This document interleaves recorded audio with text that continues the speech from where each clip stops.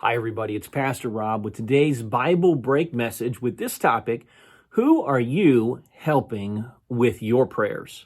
Now, I'm in 2 Corinthians chapter 1 and verse 11. So that's in the New Testament, the epistles of Paul, 2 Corinthians chapter 1 and verse 11. Listen to what the Apostle Paul has to say with this Bible verse. He says this: ye also helping together by prayer for us. And he goes on, he finishes that thought there about the specific of what they're praying for. But the Apostle Paul was out of town, and he was writing back to the Christians who were in the city of Corinth, the Corinthian Christians, and he said, listen, you guys are helping us by your prayers. So that brings up a really great topic and a wonderful question. Are you helping anybody with your prayers? I want to make statement number one: prayer helps. Prayer helps. We don't pray just for the sake of prayer. It's not like it's existential in itself, in that like exercise is good for exercise. No, prayer is getting a hold of the heart of God and the hand of God and moving God's power and God's presence in our lives and other people's lives. So number one, prayer does help. Number two, let me ask you this question: are you selfish in your prayer life or selfless in your prayer life?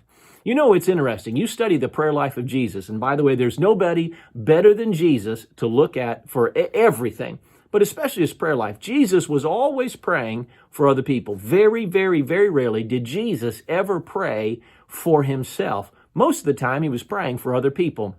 So I have to ask myself, is my prayer life selfish? Is it all about me, myself, and I, and myself, my needs, my wants, my family, my desires? Am I selfish in my prayer life, or am I selfless in my prayer life?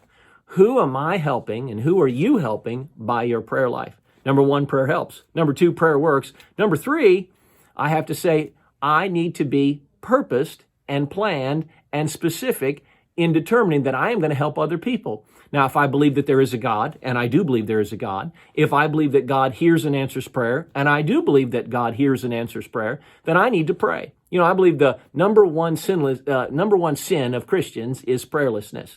I had somebody come up to me one time, and they were kind of making fun of me. They were trying to get under my skin. They say, hey, you're a preacher boy. Hey, what's the greatest sin that you do? They wanted to know, did I go to the bar? Did I drink? Did I get all that stuff that they would equate with sinfulness, drugs, alcohol, immorality. And I thought a minute, and I said, you know what? You know what the greatest sin in my life is? And they were on their seat. They were like, ooh, I want to get some dirt on this guy. I said, I don't pray enough. That's the honest truth. I don't pray enough. Because if I honestly believe what I say I believe, that God is an awesome God, and that God is a prayer hearing and a prayer answering God, and that God has a mighty hand that can hear and answer prayers and affect the lives and the destinies and the destitution of people all over the world, then the greatest sin that I could commit is to negate that, is just ignore the opportunity to get God involved in my life and other people's lives. I believe prayerlessness is one of the greatest neglects of the Christian life. Now listen, I want to help people in my prayer life.